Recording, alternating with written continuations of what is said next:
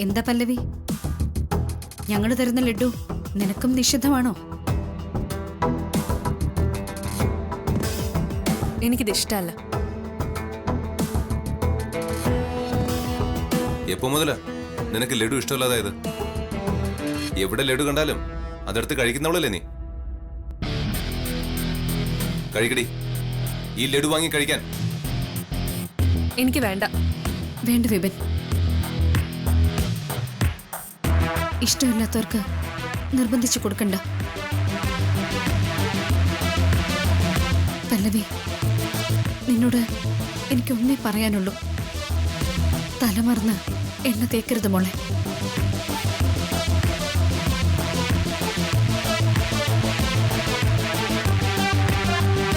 Vishal sir വന്നു, വിശേഷം അറിയിച്ചു, മധുരവും കൊടുത്തു. ഇനി നമുക്കിറങ്ങിയാലോ?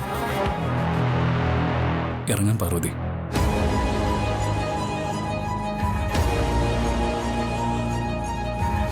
അമ്മേ, അമ്മ മധുരം സ്വീകരിച്ചില്ലെങ്കിലും സാരമില്ല. അമ്മയുടെ അനുഗ്രഹം ഉണ്ടായിരുന്നാൽ മതി.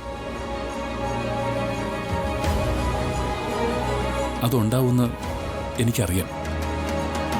അമ്മേ, പാർവതിയുടെ വയറ്റിൽ പറക്കാൻ പോകുന്നത് എൻ്റെ അമ്മയുടെ പുനർജന്മമാണെന്ന് എൻ്റെ വിശ്വാസം.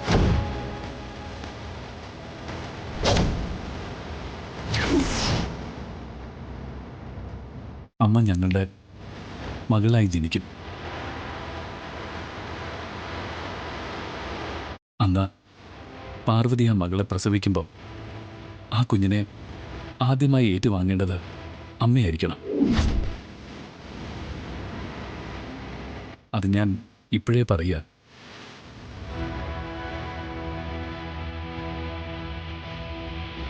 എന്നാ നമുക്ക് ഇറങ്ങാൻ പാർവതി.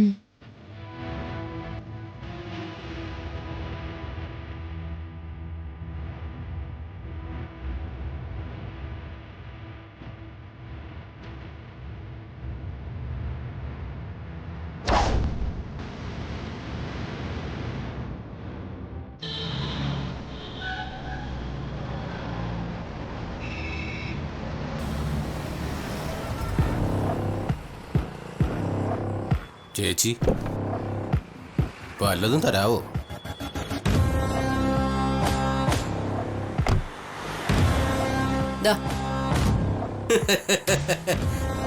ആർക്ക് വേണം നിന്റെ ഈ പിച്ച കാശ്? നിന്റെ പണം നീ ഇതെങ്ങനെ സമ്പാദിച്ചെന്ന് എനിക്ക് നന്നായിട്ട് അറിയാം. പണത്തിന് വേണ്ടി ആക്രാന്തം പിടിച്ച് നടക്കുന്നവളല്ലേ നീ? നിനക്ക് പണം വേണമെങ്കിൽ നീ എന്നോടൊപ്പം വാ. നിനക്ക് ഞാൻ പിച്ച തരാം.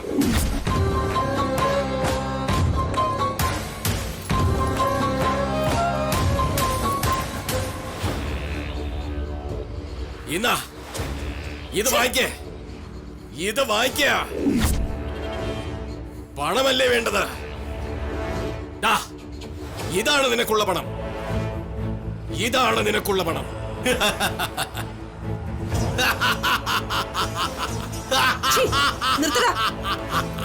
നിർത്താൻ. നിന്റെ പണമൊന്നും എനിക്ക് വേണ്ടടാ. നീ എന്റെ മുന്നിൽ നിന്ന് പോടാ. പോകാൻ. നീ ഭിക്ഷക്കാരനോ അതോ ഭ്രാന്തനോ?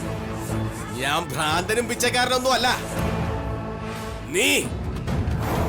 നീ ഒരുത്തി കാരണമാ ഞാൻ ഇങ്ങനെയൊക്കെ ആയത്. പക്ഷെ അതുകൊണ്ട് എനിക്ക് ഗുണമുണ്ടായി. എനിക്കൊരു സിദ്ധി കിട്ടി.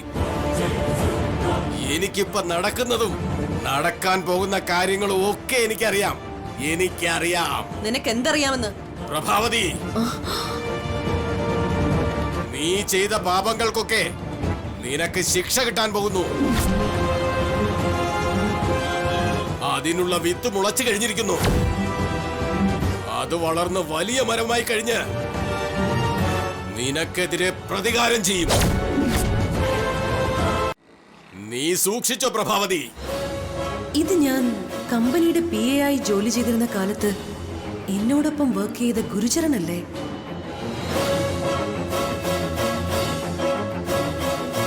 നീ എന്തിനാടി എന്നെ ഇങ്ങനെ തുറിച്ചു നോക്കുന്നത്? ഡാ നീ ഗുരുചരനല്ലേടാ? അപ്പൊ നിനക്ക് ആളെ മനസ്സിലായി. അതേടി, ഞാൻ ഗുരുചരൻ തന്നെയാ. നീ കാരണമാ ഞാൻ ഈ വിധത്തിലായത്. നീ എന്തെല്ലാം ദ്രോഹമാ ഇവിടെ ചെയ്തു കൂട്ടിയിരിക്കുന്നത്. നിനക്ക് കൊച്ചമ്മയാകാൻ വേണ്ടി നീ ആരെയൊക്കെ ചവിട്ടി താഴ്ത്തി.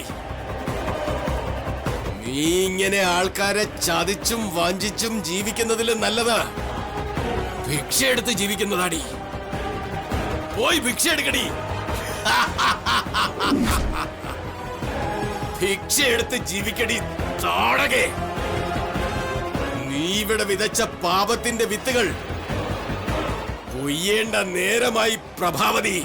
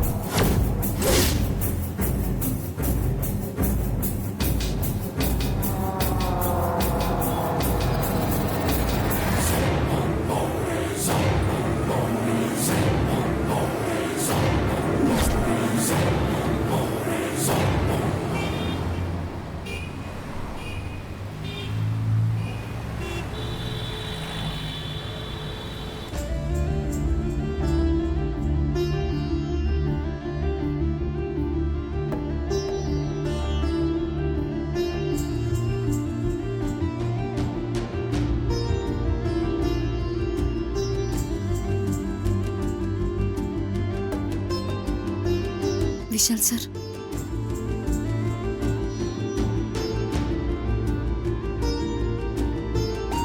സാറിന് വലിയ വിഷമമായല്ലേ? ഏയ് അങ്ങനെയൊന്നുമില്ല. സാറിന്റെ മുഖം കണ്ടാ അറിയാം സാറിന് ഉള്ളുകൊണ്ട് വേദനിക്കുന്നുണ്ടെന്ന്. ഇപ്പൊ തോന്നുന്നു അവിടെ പോകണ്ടായിരുന്നു അല്ലേ? ഏയ് അതെങ്ങനെ ശരിയാവും? താൻ ഗർഭിണിയായ വിവരം അവരെ അറിയിക്കാതിരിക്കാൻ പറ്റുമോ? അവിടേക്ക് ചെല്ലാതെ എങ്ങനെ അച്ഛനെയും അമ്മയും കണ്ട് വിശേഷങ്ങൾ അറിയിക്കും? അറിയിക്കാൻ ചെന്നപ്പോ കിട്ടിയ സ്വീകരണം കണ്ടില്ലേ? വിനയ എന്തെങ്കിലും പറഞ്ഞു എന്ന് കരുതി താനൊന്നും കാര്യമാക്കി എടുക്കണ്ടോ? അതങ്ങ് വിട്ടുകളയ. എനിക്ക് അങ്ങനെ മറക്കാനാവില്ല സർ. സാറിനെ അവർ അപമാനിച്ചപ്പോ ഞാൻ അവിടെ നിന്ന് ഉരുകായിരുന്നു. ഞാനായിട്ടത് രൂക്ഷമാക്കണ്ടെന്ന് കരുതിയ മിണ്ടാതെ നിന്നത്. പലവട്ടം വിനയുടെ ചെകിടടിച്ച് കൊടുക്കാൻ എനിക്ക് തോന്നിയതാ.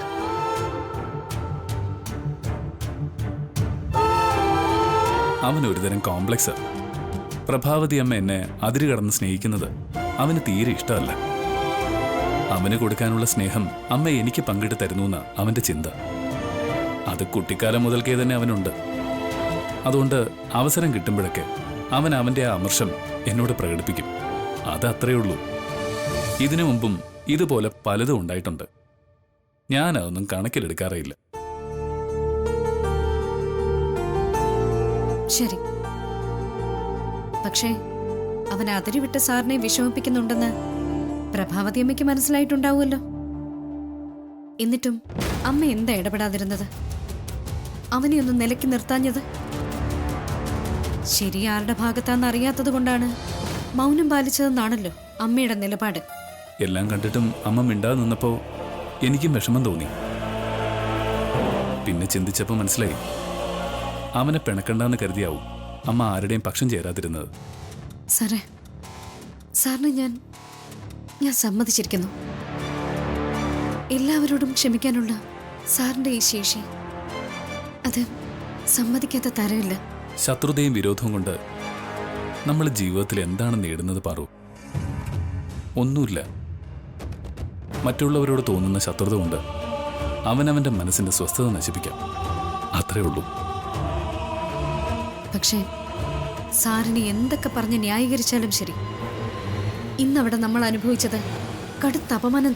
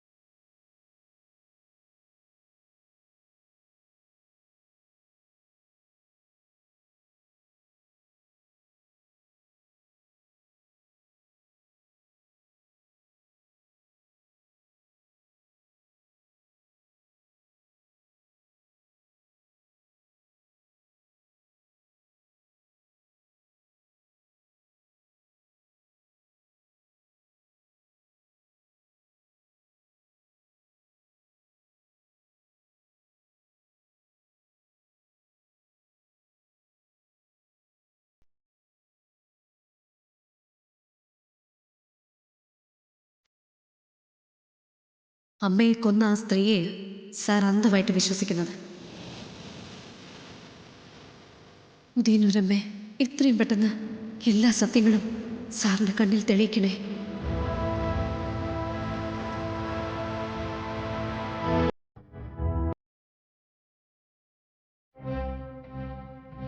പാർവതിക്ക് അവളുടെ ലൈഫിനേക്കാൾ പ്രധാനം മറ്റുള്ളവരുടെ ജീവിതം.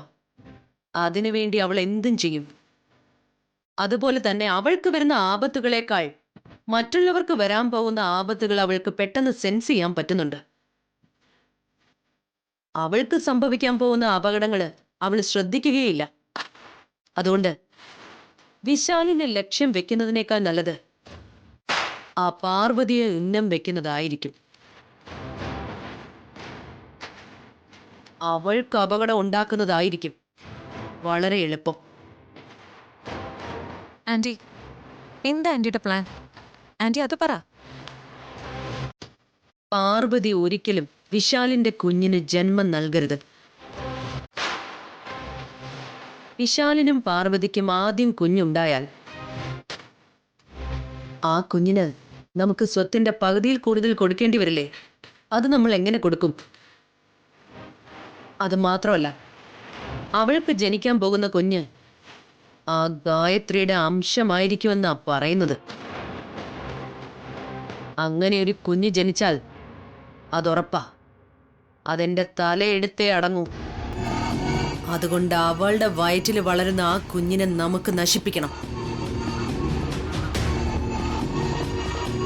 ആ ഗർഭം നമുക്ക് അലസിപ്പിക്കണം. അതിനു വേണ്ടിയുള്ളൊരു വഴിയാ ഞാൻ നോക്കുന്നത്. ആന്റിക്ക് എന്തെങ്കിലും സഹായം വേണമെങ്കിൽ ആന്റി പറഞ്ഞാ മതി. എന്തിന് ഞാൻ കൂടെ ഉണ്ടാവും. അതെനിക്കറിയാം മോളെ. നീ കൂടെ ഉള്ളതുകൊണ്ടാണല്ലോ ഈ സ്വത്തുക്കൾ മുഴുവനും എന്റെ കൈവശം ഇപ്പൊ വന്നു ചേർന്നത്. എന്റെ മോളെ, എനിക്ക് കിട്ടിയ അനുഗ്രഹമാ നീ. ആന്റി, ഞാൻ ഇതെല്ലാം ചെയ്യുന്നത് വിനയന് വേണ്ടിട്ടാ. വിനയന് വേണ്ടി ഞാൻ എൻ്റെ ജീവൻ പോലും പണയം വെക്കും. പക്ഷെ അതിന്റെ പ്രയോജനം എനിക്ക് കിട്ടണം. മോളെ, വിനയെ ഞാൻ ഒരിക്കലും ഒഴിവാക്കില്ല. ഞാൻ ഈ പടവെട്ടി നേടുന്നത് മുഴുവൻ എന്റെ 2 മക്കൾക്ക് വേണ്ടിയിട്ടല്ലേ. വിനയ്ക്കും നിനക്കുമായിട്ടുള്ള ആദ്യത്തെ കുഞ്ഞുണ്ടാവുമ്പോ ആ കുഞ്ഞിന് ഇവിടുത്തെ സ്വത്തിന്റെ പകുതി കിട്ടണം. അതാണ് എന്റെ ഇപ്പോഴത്തെ ആഗ്രഹം. ആന്റി, ഞാനതിന് നിയമപരമായി വിനയുടെ ഭാര്യ അല്ലല്ലോ. എനിക്കും വിനയന് ഒരു കുഞ്ഞുണ്ടായിട്ട് എന്താ കാര്യം? എന്റെ മോളെ, നീ വിഷമിക്കണ്ട. ഗാർഗിയെ വിനയെ കൊണ്ട് ഞാൻ ഡൈവോഴ്സ് ചെയ്യിപ്പിക്കാം. അതിനുള്ള മാർഗമൊക്കെ ഞാൻ കണ്ടുവച്ചോളാം. അവനും അവളും തമ്മിലുള്ള ഡിവോഴ്സ് നടന്നു കഴിഞ്ഞാൽ നിങ്ങളുടെ വിവാഹം ഞാൻ നടത്തും. അവിടെ പ്രശ്നം സോൾവ് ആയില്ലേ? Oh my sweet anti.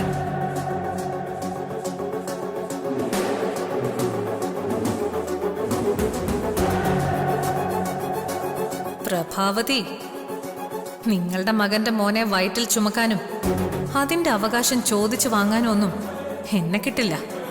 ഇതൊന്നും ചെയ്യാതെ തന്നെ സ്വത്തുക്കൾ മുഴുവൻ നിങ്ങളുടെ മകനിലൂടെ ഞാൻ സ്വന്തമാക്കിയിരിക്കും.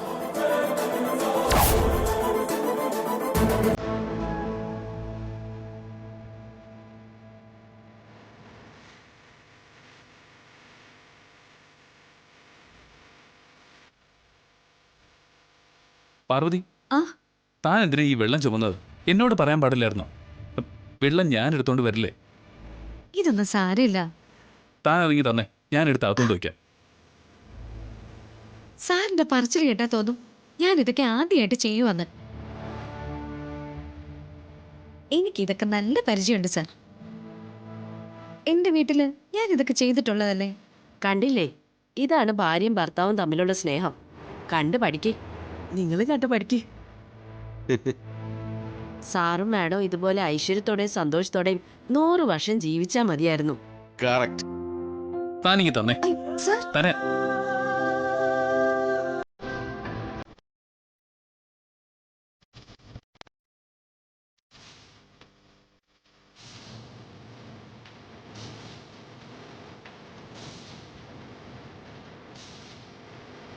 മോളെ,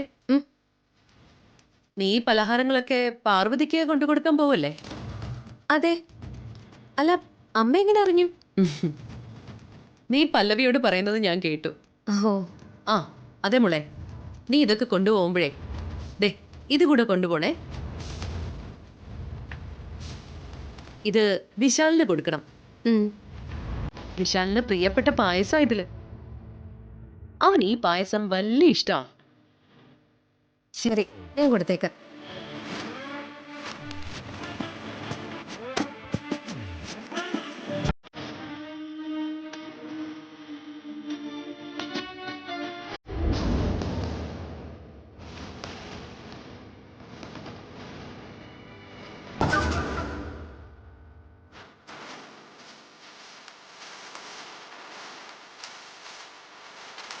ദേ ആന്റി ആവശ്യപ്പെട്ട പായസം. മോളെ, ഞാൻ പറഞ്ഞ അതേ കടയിൽ നിന്ന് തന്നെയാണല്ലോ വാങ്ങിയത്. ആ, അതേ കടയിൽ നിന്നാ വാങ്ങിയത്. ഉം. ആ, ആന്റി ഒന്ന് നോക്ക്.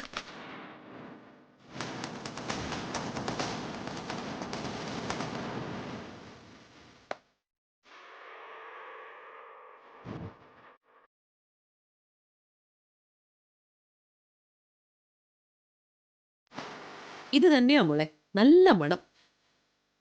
ഞാൻ കുറച്ചു കാലം ഈ പായസം കൊടുത്ത വിശാലിനെ കയ്യിലെടുത്തിരുന്നത്. ഇത് ഞാൻ എന്റെ കൈ കൊണ്ടുണ്ടാക്കിയ പായസം എന്ന് പറഞ്ഞാ ഞാൻ അവന് കൊടുത്തോണ്ടിരുന്നത്. ആ പൊട്ടൻ അറിയില്ലല്ലോ ഇതാ സുന്ദരത്തിന്റെ കടയിൽ നിന്ന് വാങ്ങിയ പായസമാണെന്ന്. ആ, അത് ശരി. അപ്പൊ അന്നേ വിശാലിനെ പറ്റിച്ചാ ജീവിച്ചിരുന്നല്ലേ?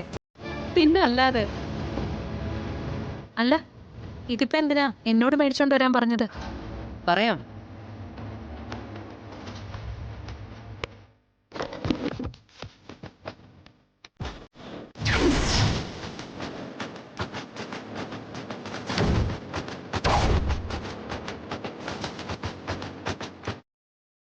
ഇത് കൊടും വിഷമാണ്. നല്ല ഉഗ്ര വിഷമുള്ള പാമ്പുകളിൽ നിന്ന് ശേഖരിച്ച വിഷം. ഇത് ഗർഭിണികളുടെ ഉള്ളിൽ ചെന്നാൽ അവരുടെ ഗർഭം അലസിപ്പോകും. ചിലപ്പോ ആ ഗർഭിണിയുടെ ആയുസ്സും ഇതോടെ അവസാനിക്കും.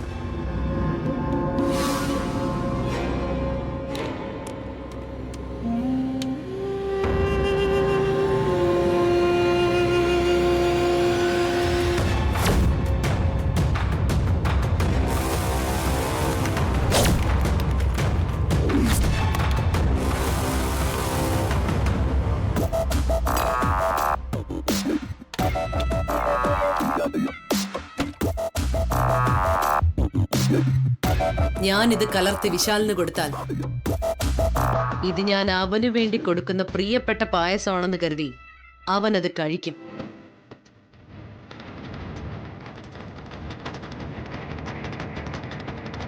അതിലൊരു പങ്ക് അവൻ തന്നെ പാർവതിക്കും കൊടുക്കും. അവൻ സ്നേഹത്തോടെ കൊടുക്കുന്ന പായസം അവളും കഴിക്കും. പിന്നെ എന്താ സംഭവിക്കുന്നതെന്ന് പറയണ്ടല്ലോ.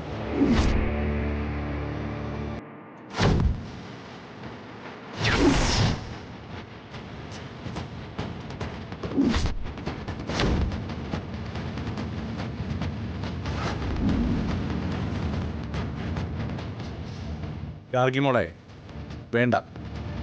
ഈ പായസം നീ വിശാല മോന് കൊണ്ടുപോയി കൊടുക്കണ്ട. ഇത് തിരികെ പ്രഭാവതിക്ക് എന്നെ കൊടുത്തേക്ക്.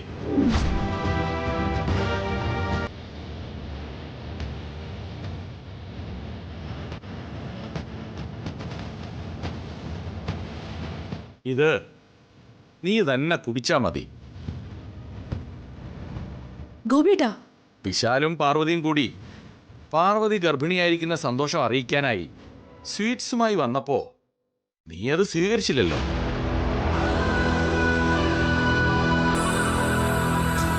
നിന്റെ മോന് അവര് കൊണ്ടുവന്ന ലഡുവിന്റെ വൃത്തിയിലെ വലിയ സംശയമായിരുന്നു.